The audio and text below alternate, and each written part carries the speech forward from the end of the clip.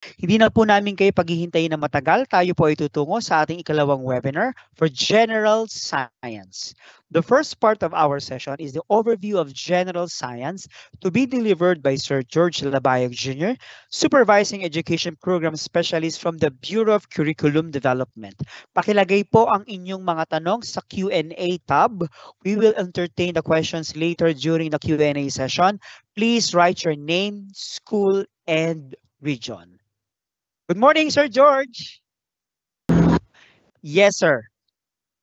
Again, sir. Yeah, good morning, Sir Alvin, Morning, and Sir good George. hello, Philippines. Good morning, everyone. So this is the overview of the general science core subject. So next, sir, let's understand the general science as a core subject. Next, this course uses a multidisciplinary approach to equip learners with the essential scientific knowledge, skills, and capabilities to meet the challenges of living and working in a rapidly changing and advancing Philippine society.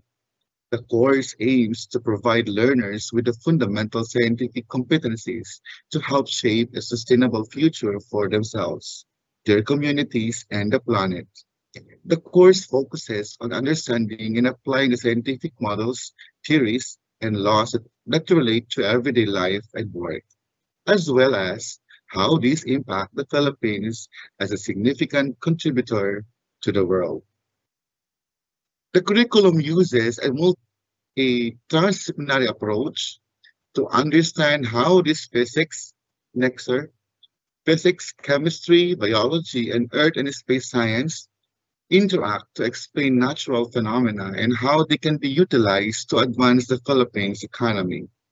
The course builds on learners' experiences and understanding of scientific phenomena to support them to be scientific and technological thinkers who can propose and solve problems through specific observation, data gathering, meaning making, and effectively communicating evidence based conclusions. Learners will develop practical, scientific, and critical thinking skills through individual and collaborative scientific investigations and research, preparing them to pursue further education and careers in various fields or contribute meaningfully to a science-driven workforce. The next slide shows you the general science options diagram. So in the green one symbolizes that's the core subject, and those who are marked orange are science electives. Means that the general science curriculum is emanated from the grade 7, 8, and 9, 10 Matatag curriculum. So these are the possible pathways. The next slides are the possible pathways for the general science and science electives. So if you want to become a geologist, civil engineer, scientist, and or astronaut. Next, sir. So for the next one, we have environmentalist and space scientist. Next, for chemical engineer, general practitioner, or mathematician. So you can take those.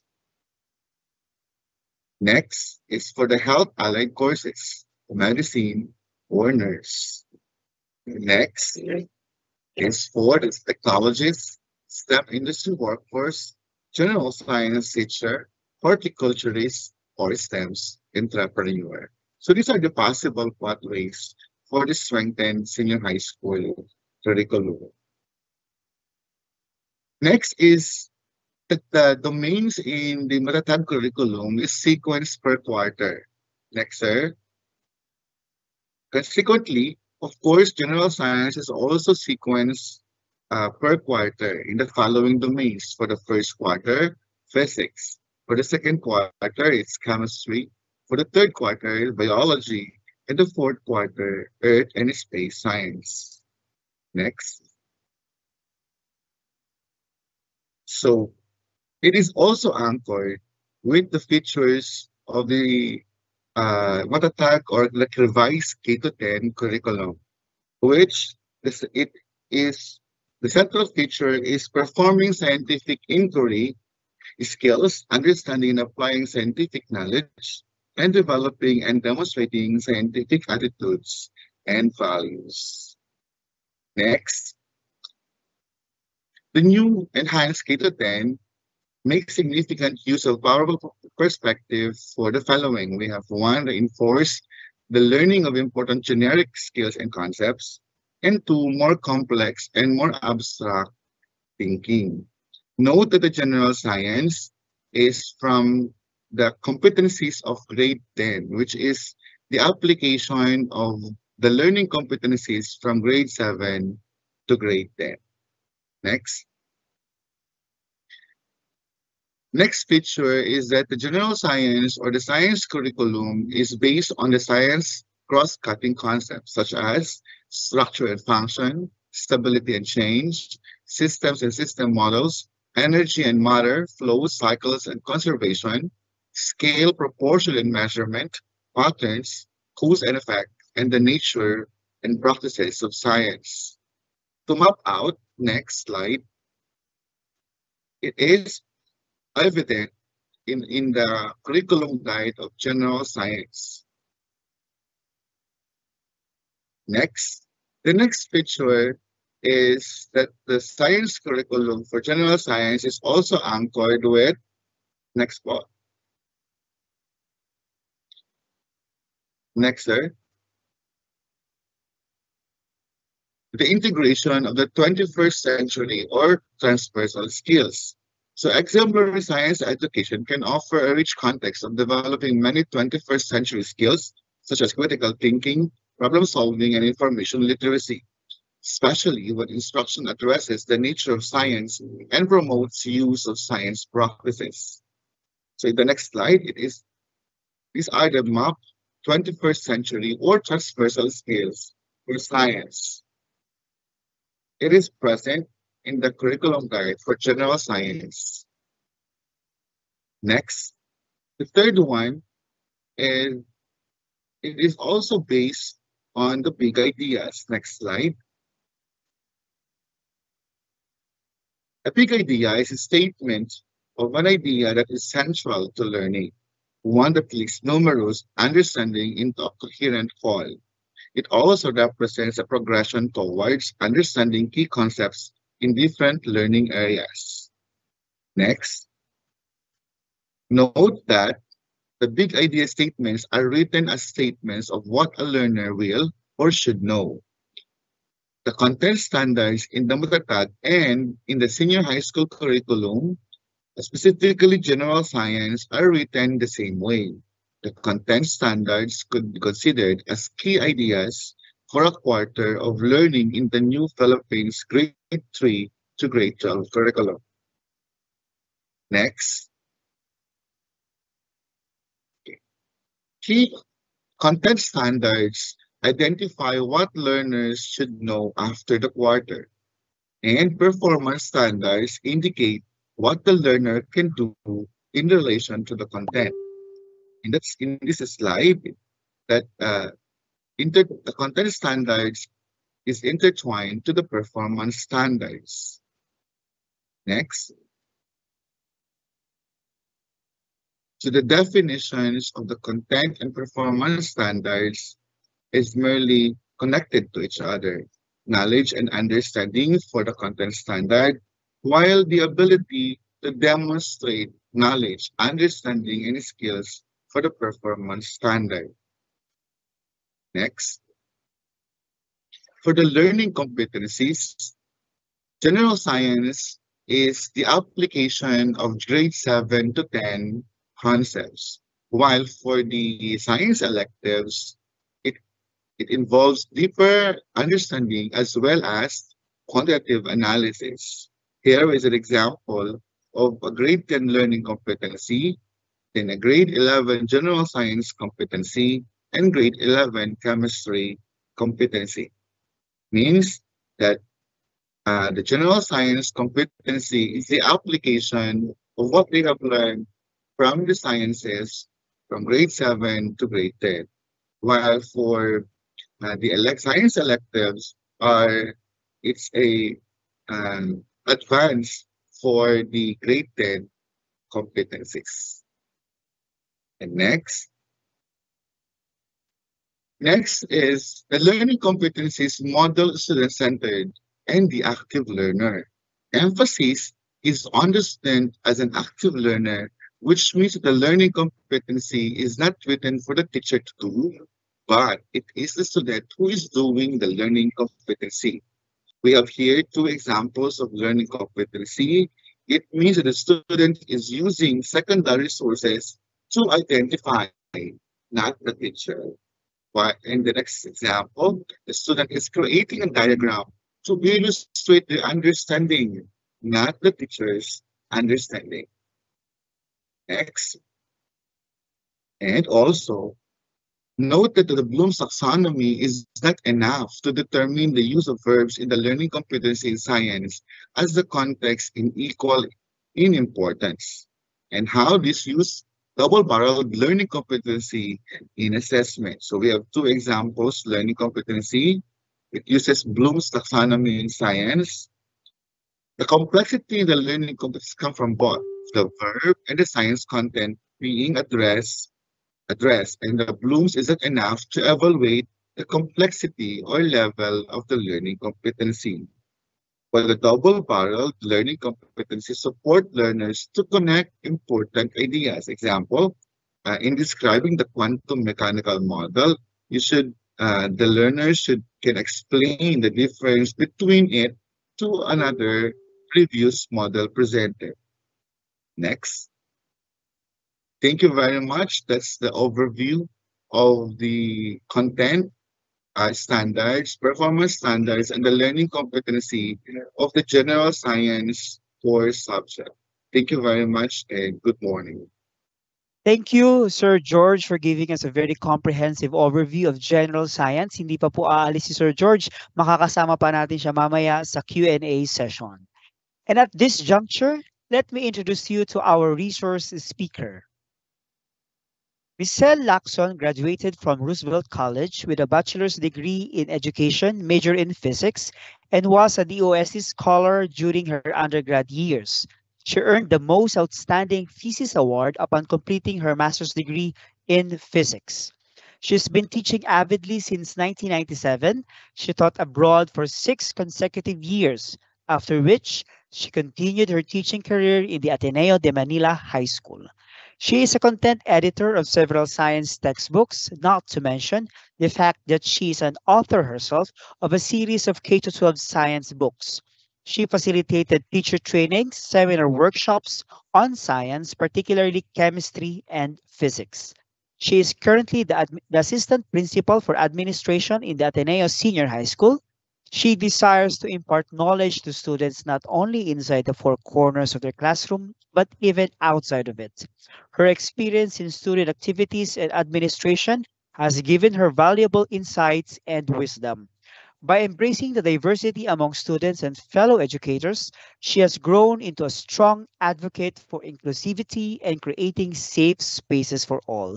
In addition to this, she is also a passionate environmental advocate. She is a formator known for improving her students' scholastic capacity alongside emphasizing the significance of upholding a high level of integrity. Her passion as a mentor goes a long way, even to her children. Being a mother to a 23-year-old daughter and a 13-year-old son inspires her to persist in shaping the younger generation. The fulfillment from witnessing the smiles of her children after eating a pizza she baked or after she helps in tidying up a small spot of their room drives her to serve more individuals and believe that little things often do create a great impact. Teachers, let us welcome Miss Maria Cecilia de la Cruz Lacson or Ma'am Cel Lacson. Morning po, Ma'am. Hello, good morning. Can I be heard clearly? Yes, Ma'am, loud and clear. Okay, so again, good morning, teachers and colleagues. Today's focus is one of the most exciting transformations, the general science reimagined, cultivating curiosity through worldly discovery. So Next slide, please. So general science is now reimagined not merely as a prerequisite to specialization, but as a gateway to scientific literacy for all. Next. Key drivers behind this strengthened curriculum most likely include making science more relevant and applied to real-world context, cultivating critical thinking and curiosity, strengthening interdisciplinary connections with technology, society, and the environment. We are moving away from rote memorization and closer to investigative learning and global awareness. So as educators, we know that science isn't just a subject, it's a lens through which students can explore the world. Our goal today is to unpack the strengthened curriculum and explore strategies for igniting student curiosity. We're not just reviewing content, but we're going to transform how we teach science to awaken curiosity among our students and connect them to the real world. So let's begin this journey by reflecting on this question. As teachers, what moment made you realize that you love science? You can please, you may write your answers on the chat box. Again, what moment made you realize that you love science? I'm waiting for your responses.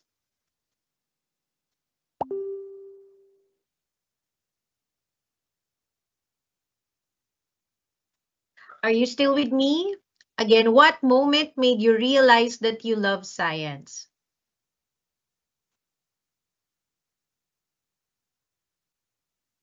Here's the question.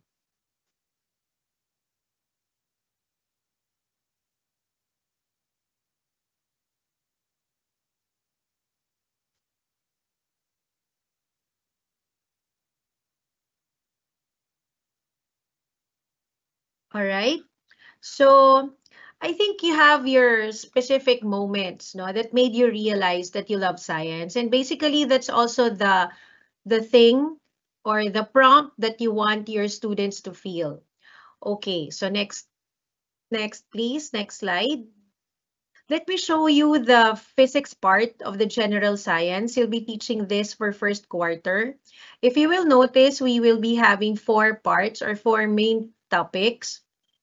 Physics in daily life, applications of translational and rotational motion. Next, please. Simple and compound machines, the physics of fluids. Next. Utilization of electricity and understanding and using light and sound. Okay, next. If you will notice, for the first quarter, you'll be dealing with all of these 6 topics that I've mentioned. And next, probably the best question for ourselves as teacher is how do we cultivate curiosity in a classroom where students are often discouraged by physics? So let me share with you a phenomenon-based learning, or we call it PBL. It is an educational approach where learning starts with a real-world phenomenon, something observable, something relevant to the lives of our students. Okay? This PBL allows us to provide guide questions to our students given a certain phenomenon and provide them also experiences like certain activities. This prompts their curiosity, allow them to do critical thinking, and have a clear connection with the real world. Next, please. Okay, so the first topic in the physics part of the general science is physics in daily life. You can use that phenomenon-based learning by providing your students, why do you feel heavier on elevator that suddenly starts going up?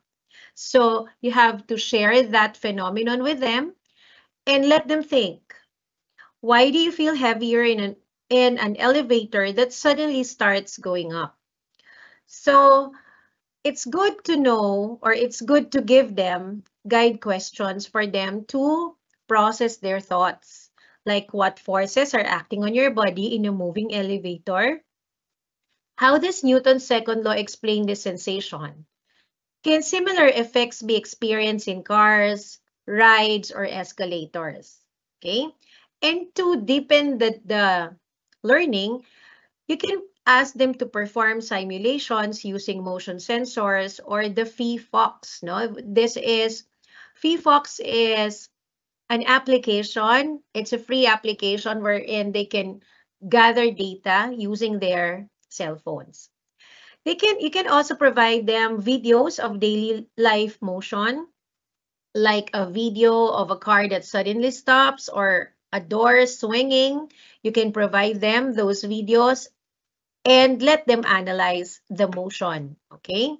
And you can ask them to investigate household tools or toys using force and motion principles. So this is an example of an approach in teaching the physics in daily life. Next, please.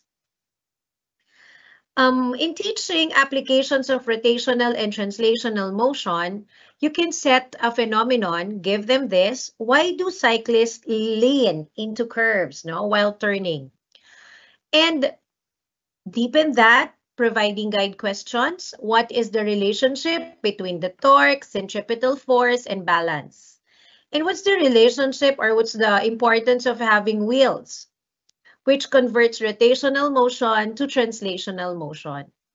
And ask them also, how do gears in bikes or clocks affect its motion? Okay. Here are some suggested activities where you can ask your students to explore. Provide them with fidget or spinners or yo-yos, and ask them to observe the motion. And they can also make use of bottle cups and ask them to build a simple gear system out of those. Then you can ask them to compare angular versus linear velocity using a circular track. Use a toy car in that activity. Okay, next please. So this is an example of phenomenon-based learning that you can use for the 3 topics already in physics. In teaching the physics of fluids, you can give the phenomenon, how does a straw work? And why can't you drink with a pinhole in the straw? Then provide them guide questions such as, how do pressure differences cause fluid motion? And then what principles explain floating, sinking, and fluid resistance? And even as simple as, why do planes fly and boats float? Okay. Then here are some suggested activities that you want to try on with your students. Ask them to demonstrate Bernoulli's principle by using a sheet of paper and then blow air from top and from the bottom of it. Then build a simple Cartesian diver or water rocket like what we have here on the screen. It's just empty plastic bottle, then put a colored water there. Okay, water with what do you call this? Food coloring, and then put a dropper inside. Then squeeze it. Okay, and you can also ask them to compare water flow in different pipe sizes or using syringe to show the Pascal's principle. Okay, next. So these are examples of phenomena-based learning approach that you can use, no, for utilization of electricity. Why do lights flicker when many appliances are used? So you can have current topics such as current, voltage, power, and circuits. Then for the lights and sound waves, why does a straw bend in water? Why does a siren change pitch? So with that phenomenon-based hook, you can now deepen the discussion about wave behavior, refraction, and Doppler effect. Next. Another strategy that you can use is the what-if approach. Okay, the what-if approach is a creative. It's actually an inquiry-based thinking strategy that triggers curiosity by exploring hypothetical scenarios. This is perfect for opening discussions, for driving investigations, and promoting critical thinking. So you can begin lessons with hypothetical scenarios that tweak known laws, no, or phenomena. Okay, let we have the next slide, please. Okay, the simple and compound machines. Okay, so you can have this next. Okay, for the utilization of electricity, you can ask, what if your body had the same resistance as a metal wire? Okay, so this is a phenomenon, or it could be a what if question. And then you can simulate different levels of electricity resistance using resistors, using the FET simulation, which is a free app in the internet. Okay? But take note that you have to provide them good guide questions. How would teaching electrical devices affect you? What is the role of resistance in protecting living things from electric current? And why are grounding and circuit breakers essential? Next. Another what if. What if sound traveled faster than light? So give them questions like, how would this change your experience of thunder and lightning? So mauuna yung lightning muna bago yung thunder, no? So it's a different world. Would you hear a guitar before the strings visibly vibrate? What technologies would be affected? Would be affected if that is the case? Will there be a change in ultrasound mechanism? Will there be a change in the mechanism of sonar? Okay, so students act out or animate scenarios showing reversed light or sound delays, like seeing a siren after hearing it. They reflect on the importance of wave speed in daily life and communication. Okay, next. So I'll be giving you here a performance-based task wherein you can actually put all together the topics in physics. So this is, can you please click that one, ma'am, the link? All right. So this is an example of a performance-based task that you can share or you can ask your students to perform.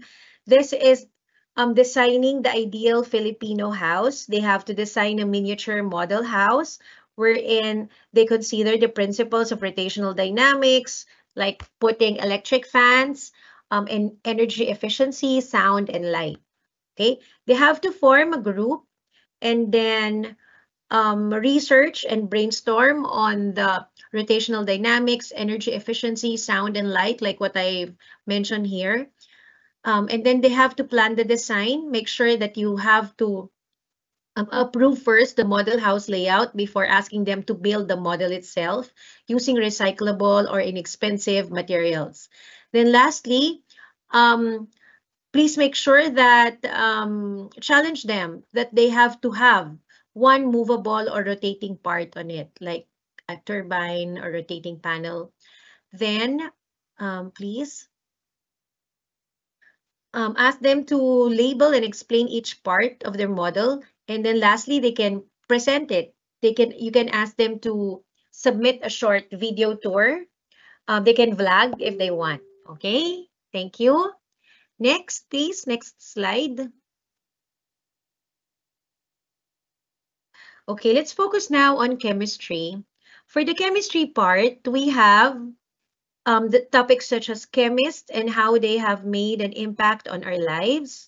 Second is application of chemical substances in household and personal care products. Next, please. Chemical reactions in everyday lives and solutions in the environment. Next. So these are the 4 topics that you need to teach your students, no, in the general science class pertaining to chemistry part. Next. Let me share with you some teaching strategies for cultivating curiosity in your chemistry class, particularly on the topic how chemists made an impact in our lives. Okay, so one is narrative-based learning. You can actually use storytelling approach, share inspiring stories of famous chemists like Marie Curie and lesser-known scientists, and highlight how their discoveries changed the world, no? Next is chronological mapping. You can ask your students create a visual timeline of major chemical discoveries, connecting them to historical and societal events like world wars, industrial revolutions, like those. Okay, then contextualize current events. You can use chemistry in the news. Use current events or breakthroughs like the vaccine, sustainable packaging to show real world chemist impact. Okay, next please. If you want to work on the strategies here in teaching the application of chemical substances in household and personal care products, you may use product label analysis or label literacy activity or personal product investigation. Like ask your students to bring real products like shampoo, detergents, and have them decode ingredients. Like what is sodium lauryl sulfate or what does glycerin do? Okay. Then inquiry-based debunking.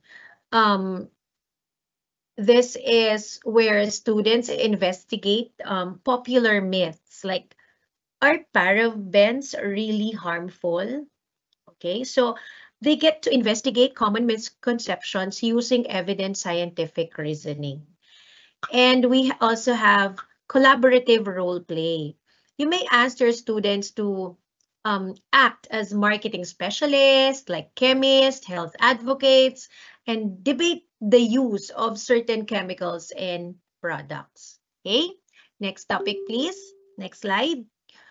In teaching chemical reactions in everyday lives, you can explore kitchen chemistry demonstrations or ask your students to do home laboratories. Explore acid-base reactions like vinegar in baking soda, caramelization, or Maillard reaction in cooking. Next is phenomenon journaling. Like ask your students to do daily reaction journal, like documenting chemical reactions that they observe for a week, like rusting, soap bubbles, fermentation, and you can use interactive simulations like simulation-based learning. Use virtual labs or PhET simulations, like I've mentioned a while ago, to safely explore chemical reactions that are difficult to do in class. Okay, next. Next, please. Solutions, sorry po. Back. Okay, thank you. Solutions in the environment or solutions in everyday life. This is the last topic, I guess, for chemistry. You can teach this by using experiential learning or field work. You can ask your students to observe a chemical solutions in real environments or provide virtual tours or visit a water treatment plant or probably use videos to show chemical processes that purify water. And project-based sustainability tasks, what's that? You can ask your students to design and propose eco-friendly solutions grounded in chemical principles, no?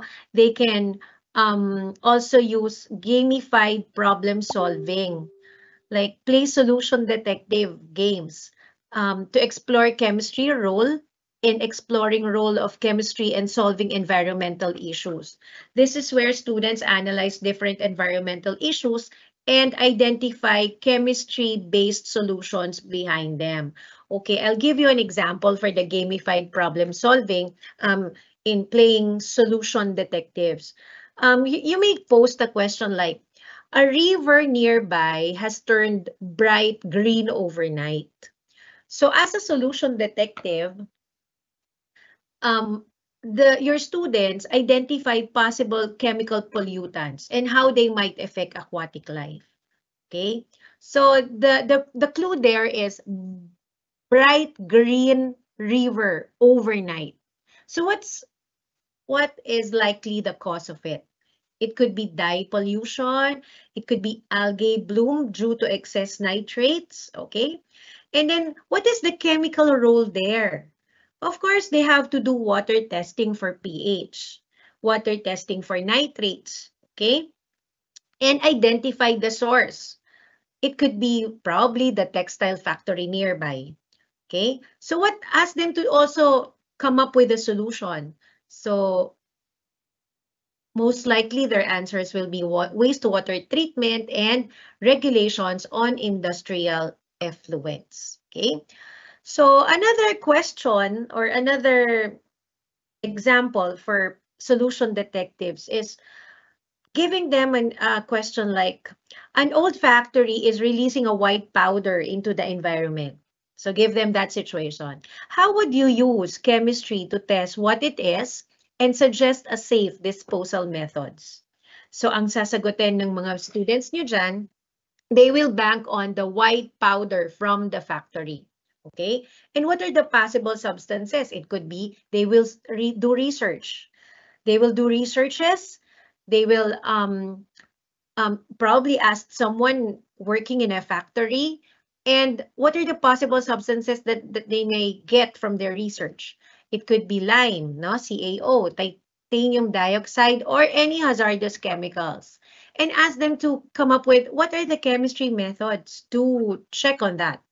They will say that it could be titration, they can have flame tests, they can also use spectroscopy to identify compounds. So in that way, your students get to think even without doing it hands-on. All right? They get to think about it, have a deeper learning on it, and be able to come up with a solution. So ask them to come up with a solution, and probably they will give you like safe handling protocols, containment, proper chemical waste disposal. Okay, next please. Okay, so are you still good? Are you still with me? Medyo mahirap mag-conduct ng training kapag online. I cannot see your faces. Okay, so at this point, we'll explore how to bring biology curriculum to life in our classroom, no? We'll focus not just on content, but on sparking students' curiosity about the living world around us. So let's begin with the topics that we're supposed to discuss in biology part. One is unifying themes of life sciences. Second is the importance of cells in living things. Third is the organ systems working together. And fourth is Philippine ecosystems. Okay, next please. So in quarter 3, you're already in quarter 3, you'll be teaching these topics, these 4 topics. Okay, let me share with you some teaching strategies that you can use, no, or you opt to use in sparking your students' curiosity about the biology part of the curriculum of general science. Next, please. Okay, so in teaching the unifying themes of life sciences, of course, our objective is to understand life forms as systems of related parts, no? You can begin your lesson with photographs or videos of something familiar like a butterfly, a fern, or a mushroom, and then ask students, what makes this alive? And how do its parts work together? Okay? Your strategies may include photo analysis, give groups an image of a life form, let them label parts and guess their functions. Allow them to guess, okay? It's not always perfect. Okay, let them guess the functions of those parts. Another is the video prompts. You can show a time lapse of a plant growing. Like you can pause at key points to discuss structure-function relationships. Then interactive diagramming. Have students create concept maps connecting body parts like the roots, stem, leaves, no, to their functions. And then for your assessment ideas, here are some assessment ideas that you can adopt if you want. First is exit ticket. You can ask them, what part of the plant do you think is the most important and why? Okay. And then ask them to do group work, like asking them to design a fictional organism and explain how its parts work together for survival. I guess this point wherein you will ask them to design a fictional organism, let their creativity swell. And you will be amazed of how they will come up with this fictional organism. Okay? But basta you have to be open po with the output and allow processing time as well. Okay, next slide, please. Next is importance of cells in living things. The objective is understand how cells convert food into energy. Okay, so this time let's get microscopic. Ask your students, how does a single cell keep an entire plant or animal alive? So you can use strategies like animations of cellular respiration to show how glucose becomes energy. You can actually use classroom demonstration by letting students model the process with colored beads or Lego, like sugar in, ATP out. Okay? And then create a cell city analogy as well. You can use for the parts of the cell, you can use power plants, waste disposal, transport systems, analogy. Huh? Okay, for assessment ideas, you can use short reflection. Ask your students, if your body had no mitochondria, what do you think might happen? Okay, or ask them probably to come up with a comic strip showing how a burger, how a pizza slice becomes energy for their muscle cells. Next, organ systems working together. This is the third topic for the bio. The objective here is explore interactions among organ systems. Maybe you can ask them, here's what we connect systems. No, here's where we connect systems. Ask what happens when one part of your body doesn't work properly. You can use the strategies like case studies. No, use a torn ACL or an asthma attack, and then ask students to map out the effect, the ripple effect on the other systems. Or maybe you can give them systems relay game where each group becomes a system, like group them according to muscular system, skeletal system, circulatory system, and ask them to explain their responses to that certain scenario. Okay. Another is heat challenge. You can ask your students, how does your body keep cool? And then let them simulate, how their nervous system and endocrine system works together. And here are some assessment ideas. One is cause and effect flow charts, showing what happens during an asthma attack. Ask them to do that, to do that flow chart. Start with the cause and then the possible effect. Then students write a news report, but the news report will be, the perspective will be from inside the body during a fever. Okay, so those are creative ways wherein you can discuss or wherein you can put the message across to your students. Okay, next slide for the bio. The Philippine ecosystems and climate change. The objective is for you to understand the impact of climate change on the biodiversity and human life. No? Now we zoom out from cells to ecosystem. So you can ask them, how is our environment changing and what can we do? So you can provide strategies like real news reports, ask them to do infographics, focus on the Philippine climate data. And those are Googleable. They can get those data from the internet. And then you can prompt them to have a gallery walk. They can display their posters about certain phenomena like coral bleaching, deforestation, and have students rotate and react because it's a gallery walk, no? Um, then you can also use simulations. Let groups act as organisms, like one group could be the mangroves, one group will be the carabaos, and etc. And describe how climate change affects them. Okay? For the assessment ideas, um, you can ask them to do proposals, write proposals, by designing a campaign to protect a local ecosystem from climate change. And you can also give them a chance to debate among themselves, no? Giving them a prompt, which has the bigger impact, overpopulation or climate change. Okay? So biology is not just facts. It's a story of connections and change. And our role as teachers is to invite our students into that story with meaningful questions and creative tasks. Okay? Next, please. Next slide. Okay, I think we're on the right track. This is the last part already. We're on quarter 4 of the general science curriculum.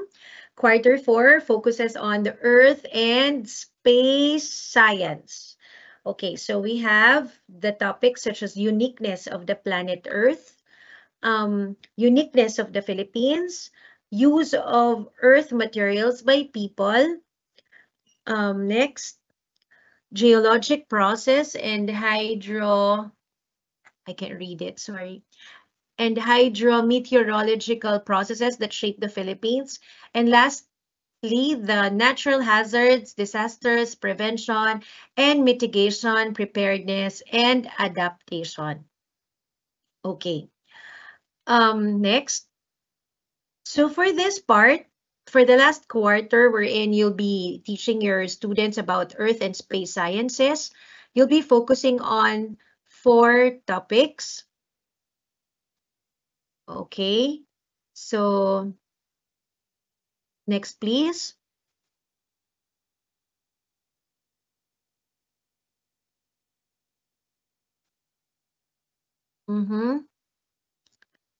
Okay, so typically at that point, you will be explaining key concepts.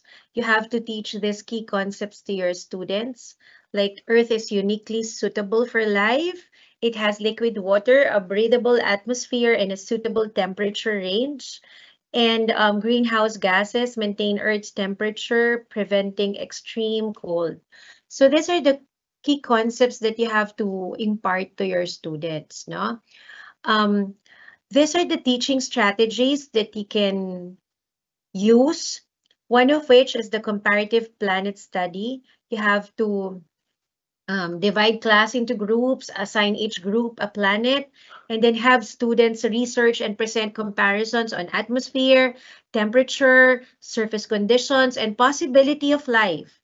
And another one is the demo activity. You can ask them to do, since they already had their research and they already have the data in terms of those aspects, you can come up with a planet comparison gallery walk. Okay, this is where your students prepare posters, images of planets, and allow your students to do a gallery walk and ask them, if you could settle on one planet, which would it be and why? Okay, so that question might be something which prompts them to think harder.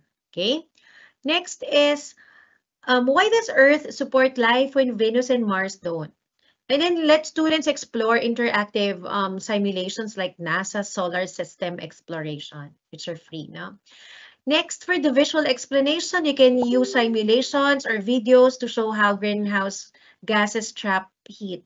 And you can also use a transparent container like lamp, no? To simulate the sun, and thermometers to simulate Earth with or without greenhouse gases. So for the assessment, you can have formative and summative. For the formative, you may give them this prompt: what would happen if Earth lost its greenhouse gases? And let them create an infographic comparing Earth with 2 other planets for the summative assessment. Next, please. Okay, next is uniqueness of the Philippines. Please take note that you have to impart these key concepts in teaching this topic to them. That the Philippine archipelago is geologically young and formed by plate movements. And volcanic and tectonic activity created unique landforms, and location in the Pacific Ring of Fire influences a lot, like biodiversity, climate, and even hazards. Okay. Teaching strategy. Story for islands. Now you can start with a geological timeline, explain to them how the Philippines rose from under the sea due to plate convergence and volcanic activity. You may also use the PHIVOX and NAMRIA maps to show them volcanoes, to show them where are the trenches in the Philippines, to show them the exact fault lines, and allow them to plot this on printed maps if you have more time. For visual resources, you may use cross-sectional diagrams of subduction zones. These are all Googleable. Now you can get it from the internet. The 3D paper models or AR apps to simulate tectonic activity. Then for the life activity climate, for the life activity and climate activity, sorry, you can assign groups to different ecosystems and let them investigate how climate, elevation, and location shape the biodiversity. Okay. For the assessment ideas, still, you can have the formative and summative. You may prompt them with what makes our islands different from others, and allow them to make digital posters explaining how our landforms came to be. Okay, next, please. Uses of earth materials by people. So share these key concepts when teaching. Rocks, minerals, and soils are used in construction, agricultural technology. These materials have distinctive properties such as hardness, color, and conductivity. And it's also good for them to know that their local availability influences the bigger picture, the industry and the economy of the Philippines. Okay. For the teaching strategy, they can have exploration of the local resources. Let them bring samples of soil, rock, or sand from their community, and allow them to check on the hardness, the streak, and the texture of those samples that they brought. Next is, if you have time, if you have the resources, give them the chance to experience going to a local mining, going to a pottery business, and then let them interview workers on how materials are being used and valued. Okay. And then of course, it's good that you can connect those experiences into real world, into industries, no? Allow them to make case studies from local or national news about resource use or mining issues. And last part is the assessment ideas that you can adapt. You can prompt them with one thing I learned about local earth materials today after they go to a certain pottery or after they visit a certain industry. Then you can ask them to design a product using locally available earth materials. Okay. Next one. Next, please. For the geological and hydrometeorological processes that shape the Philippines, here are the key concepts that you may teach them. Of course, the geological hazards, the hydrometeorological hazards, the soil erosion, sedimentation, and saltwater intrusion, which reshapes land and ecosystems over time. And for the teaching strategies that you can use or adapt, You can use maps, no, from PHIVOX and Pag-asa, and then analyze the patterns and predict which communities are most at risk and why, and engage your students' curiosity by asking them, if you live near Mayon or even here in Marikina Valley, Valley Fault, how would your life be different? So you asked, here are some demo ideas. You can simulate soil erosion and then simulate tsunami. I already gave there the materials that you might be needing. And for the assessment ideas, you may use hazard Venn diagram to compare and contrast the different disasters like volcanic eruption and typhoon, no?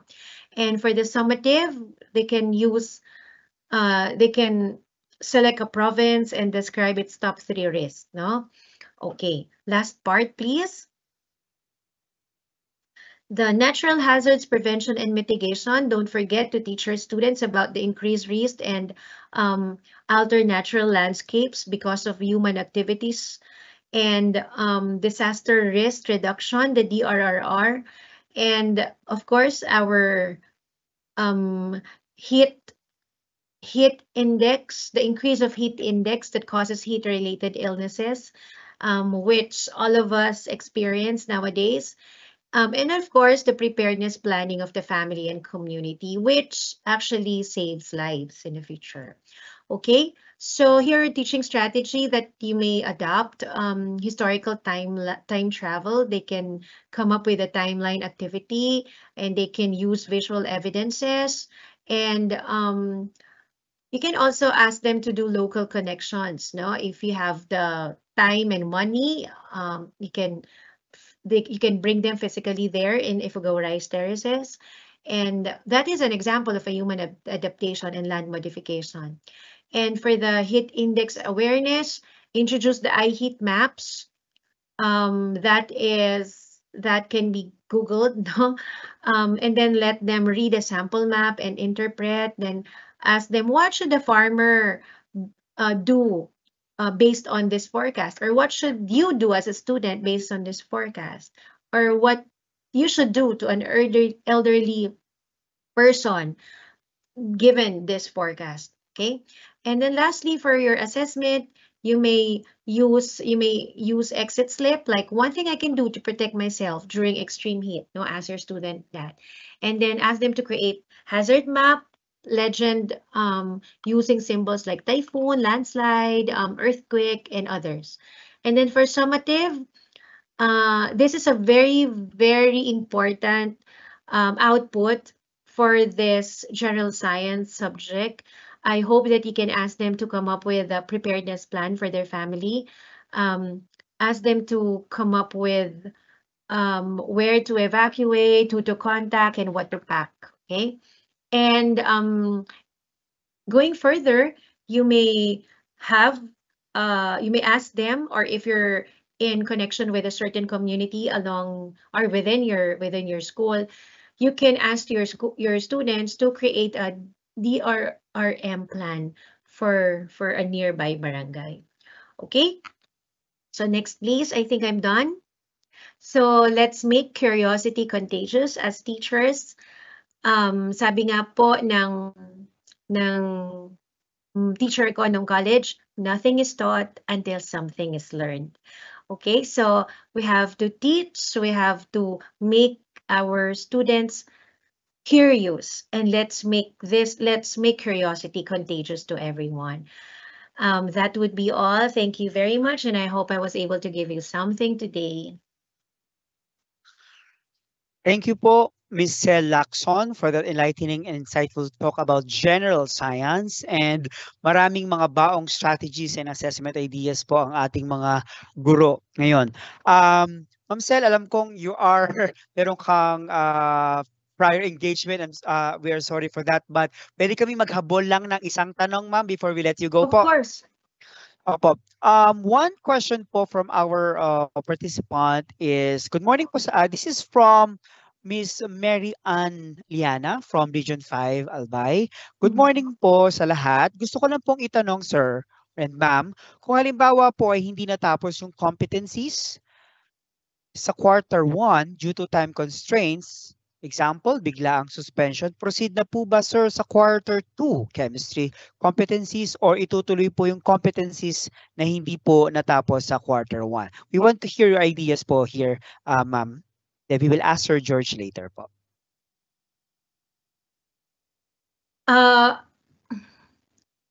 This is difficult for me to answer, okay? Because our setup here in Ateneo is different from the requirement in DepEd, okay? Because personally, I would rather have the competencies be learned by our students in a deep manner. Kasi pagka magjo-jump tayo from one point to another, the what do you call this? The mastery of the students, hindi natin yun nakukuha as teachers. So we feel that it would be, I think personally, it would be best for me to continue and not to leave the topics that were not discussed. But I think Sir George has a different perspective, or probably he can share the perspective of DepEd. Po, Yeah. before, I see that. Sir George, bago ako tumungo sa iyo is dahil may hinahabol na appointment si ma'am, and sorry ma'am, It's we don't okay, want it's to... okay, it's okay. I Opo. can extend until 12. Okay po. Sige po, Sir George. Yes po. Hello, ma'am. Hello, Doc.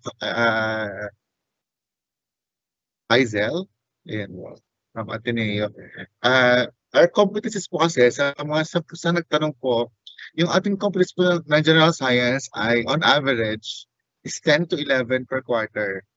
So it will be taught in 40 hours per quarter. So basically one competency equates to 1 week. Ganun po yung program niya. But there are competencies na pwede ituro in 1 day, in 2 sessions, in 1 session, depending on the context of the learning competency.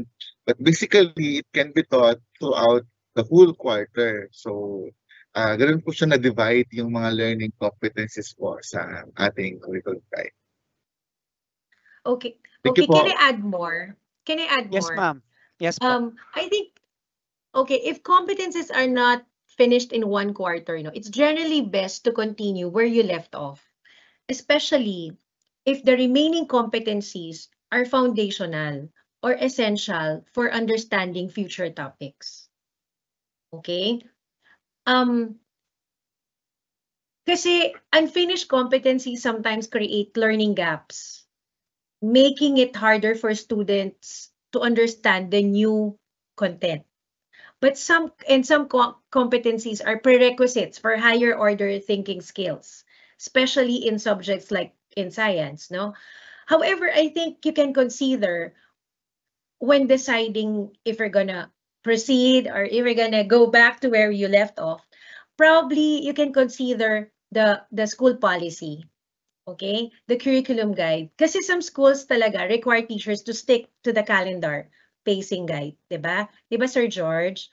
And another is, as a teacher, you can ask yourself, is it essential or can it be integrated to the next topic? Another that you need to consider is, if most students struggled, I think it's wise for you to reinforce learning first before jumping to the next topic. And lastly, I think you may need to integrate or streamline topics if you can. All right. I think I was able to answer naman your question, ma'am. Thank you po, Sir George and Ma'am Sel. Okay po. One last po, no? We'd like to ask how important the order is in teaching. Is it required to teach quarter 1 and 2, chemistry and physics first before quarter 3 and 4? Or can we bundle this and teach them in a different order? Example, combine quarter 3 and 4, then quarter 1 and quarter 2. Ma'am Sel po muna, then we will ask the stand of Sir George.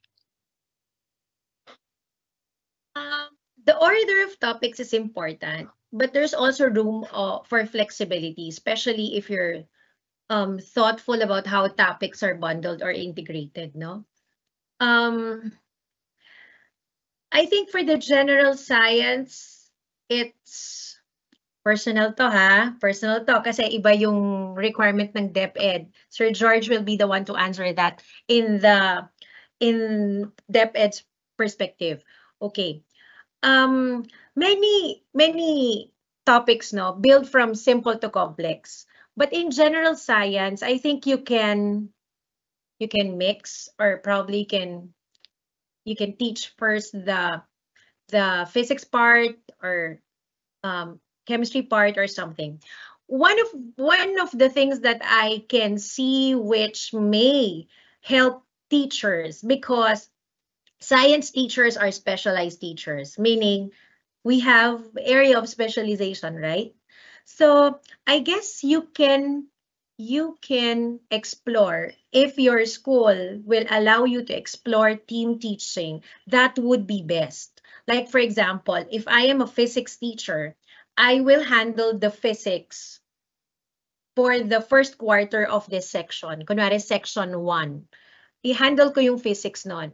Pero yung next naman, yung next na second quarter, physics, pero yung kunwari, section 2, ang first quarter nila ay yung chemistry. Kasi chemistry teacher yung mag-handle nun. Okay? Did you get me? Tapos pagdating ng second quarter, tuturuan ko naman ng physics part yung section 2. So ibig sabihin ako, I'll be teaching the physics part of the general science all throughout the year. So it's going to be like team teaching. Okay, that is for my personal and I think Ateneo perspective. Yes po. Sir George? Magandang umaga po ulit.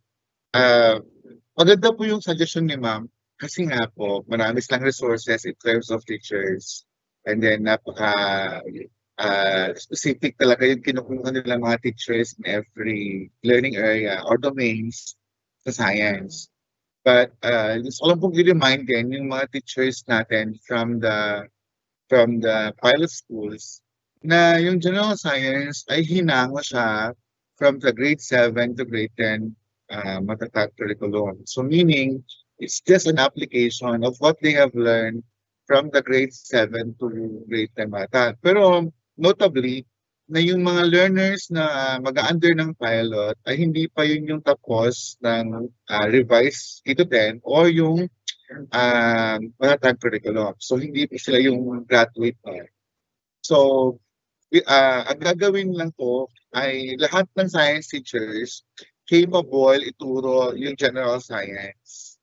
So meaning maybe you are specializing in biology, you can teach the physics part, the chemistry part, because yung ating general science is for all learners, may it be tech pro, may it be academic track, they will take general science. So doon po siya naka-plat. So huwag po mag-worry kung baka wala kayong physics in your school na magtuturo ng physics part. Lahat po pwede po kasi po it's an application of what they have learned from the K to 10 matatag curriculum.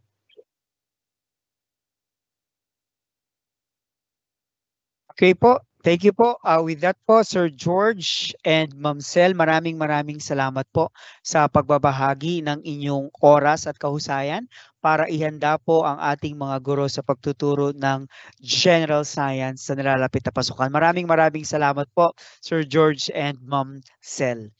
Okay po.